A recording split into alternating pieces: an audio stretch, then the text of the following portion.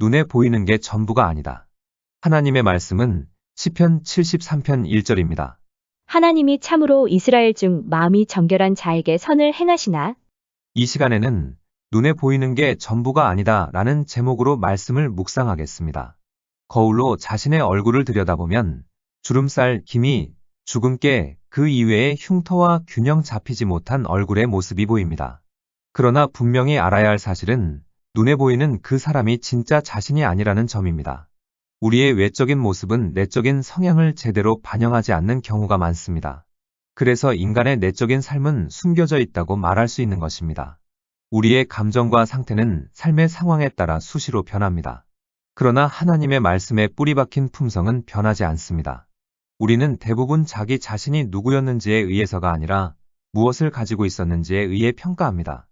여성들은 대부분 화장 없이는 매력도 없다는 공식에 사로잡혀 화장을 하지 않는 상태에서는 약해지고 불안에 떤다고 합니다. 그래서 메이크업 아티스트의 경우 새로 화장을 해주기 위해 이전에 화장을 지울 때에 괴롭다고 합니다. 왜냐하면 상대방이 뭔가 감추고 싶은 것이 벗겨질 때에 느끼는 수치심을 본인도 함께 느끼기 때문입니다.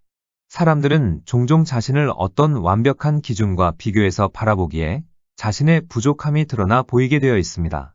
그런데 그 완벽이라는 기준은 대부분 잡지에 나오는 모델들의 모습에서 발견되는데 특히 패션 잡지라든지 몸매를 가꾸는 책에 나오는 사진들입니다. 대부분의 경우에 그 사진들은 썩어질 육체만 죽도록 가꾼 모델의 모습이거나 아니면 컴퓨터로 수정한 그림들입니다. 물론 사람들 중에는 외모 관리에만 일생을 바치는 사람들도 있습니다. 이들은 그런 일만 하는 전문가들이기 때문입니다. 이 기준에 의해서 젊음과 어리석음이 숭배되는 반면 인생의 경륜과 지혜는 무시당합니다. 아마도 이 세상에서는 잘 빠진 몸매와 아리따운 얼굴이 중요할지도 모릅니다. 그러나 우리는 세상이 기독교인의 가치관을 결정하도록 그냥 내버려 두어서는 안 됩니다. 세상은 외적인 감각을 따지지만 하나님은 내적인 풍요를 측정하십니다. 세상은 외모를 중시하고 진리는 무시하지만 하나님은 현혹시키는 외모는 미워하시고 진리는 사랑하십니다. 성경에 나오는 이스라엘의 여인들 중에는 타민족이 설정한 가치관에 얽매여 살아온 사람들도 있습니다. 그런데 여성의 가치를 주변의 문화로 하여금 결정하도록 내버려 둔 결과는 불행뿐이었습니다. 이스라엘 여인들이 이방의 액세서리로 치장하고 남자들의 시선을 끌려고 했던 기록을 살펴보겠습니다. 이사야 3장 16절로 23절에 주님께서 말씀하신다.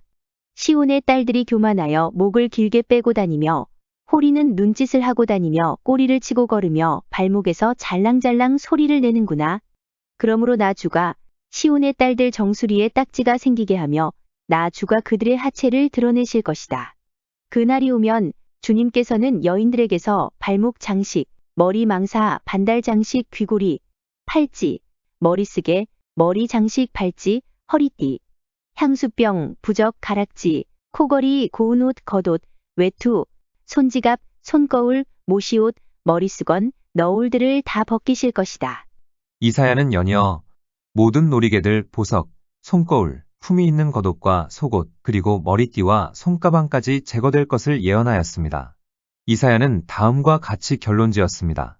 이사야 3장 24절에 그들에게서는 향수 내음 대신에 썩는 냄새가 나고 고운 허리띠를 띠던 허리에는 새끼줄이 감기고 곱게 빗어 넘기던 머리는 다 빠져서 대머리가 되고 고운 옷을 걸치던 몸에는 상복을 걸치고 고운 얼굴 대신에 수치에 자국만 남을 것이다.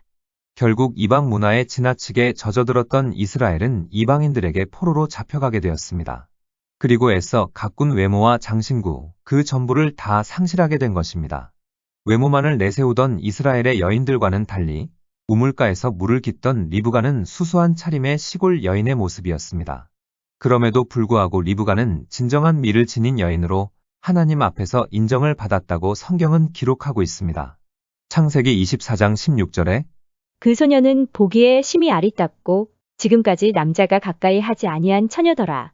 그가 우물로 내려가서 물을 그 물동이에 채워 가지고 올라오는지라. 사막에서 물을 깃는 여인이 멋지게 차려입는다는 것 자체가 어불성설이지만 리브가는 돋보이기 위해 값비싼 것들로 차려입지 않았습니다. 리브가는 선행으로 어여쁘게 마음을 단장한 여인이었습니다. 그녀는 항상 가족을 돌보는 일에 분주했으며 낯선 이들도 환대했습니다. 창세기 24장 19절로 23절에 소녀는 이렇게 물을 마시게 하고 나서 제가 물을 더 길어다가 낙타들에게도 실컷 마시게 하겠습니다 하고 말하면서 물동이에 남은 물을 곧 구유에 붓고 다시 우물로 달려가서 더 많은 물을 길어왔다. 그 처녀는 노인이 끌고 온 모든 낙타들에게 먹일 수 있을 만큼 물을 넉넉히 길어다 주었다. 그렇게 하는 동안의 노인은 이번 여행길에서 주님께서 모든 일을 과연 잘 되게 하여 주시는 것인지를 알려고 그 소녀를 말없이 지켜보고 있었다.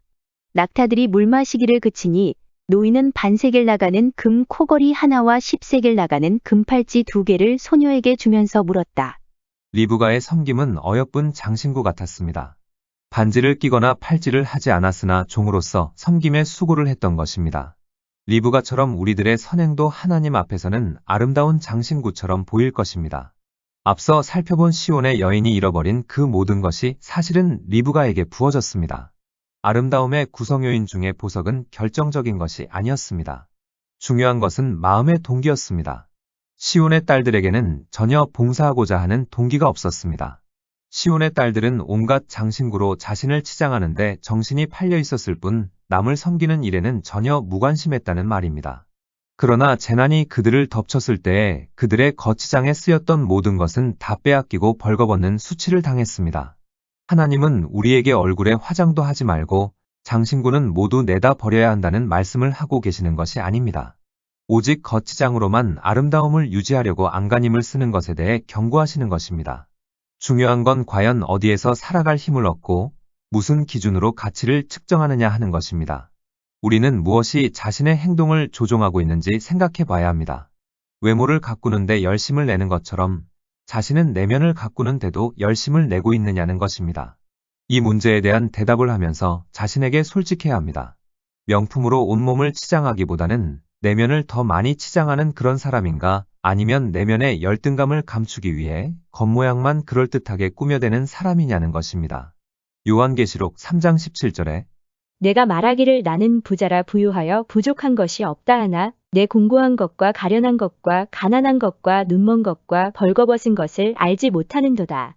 우리가 성도라면 내면의 상처를 감추기 위해 세상의 명예나 돈이나 명품으로 위장하는 일은 그만해야 합니다. 이제는 하나님 앞에 내면의 상처를 드러내고 치유해 달라고 기도해야 하는 것입니다. 하나님은 우리 내면의 상태를 이미 다 알고 계십니다. 그럼에도 불구하고 하나님은 우리를 사랑해 주십니다. 우리는 피상적인 것에 매여 있는 자신을 이제는 놓아주고 초자연적이고 영원한 것을 붙들어야 합니다. 한 단계 더 영적으로 높은 수준으로 올라가려면 자신을 하나님 앞에 성결하게 하고 세상의 가치관으로부터 떨어져 나오도록 하는 것이 필요합니다. 이 과정은 아픔을 동반하는 과정이기도 하지만 그 마지막은 평강과 희락이 될 것입니다. 우리는 마음을 찢고 변화되어야 합니다. 요엘 2장 12절로 13절에 지금이라도 너희는 진심으로 회개하여라. 나 주가 말한다. 금식하고 통곡하고 슬퍼하면서 나에게로 돌아오너라. 옷을 찢지 말고 마음을 찢어라. 주 너희의 하나님께로 돌아오너라. 주님께서는 은혜롭고 자비로우시며 오래 참으시며 한결같은 사랑을 늘 베푸시고 불쌍히 여기는 마음이 많으셔서 뜻을 돌이켜 재앙을 거두기도 하신다. 기도하시겠습니다. 하나님, 하나님의 진리를 사랑하고 내면의 세계를 아름답게 단장하는 지혜로운 자가 되게 하옵소서.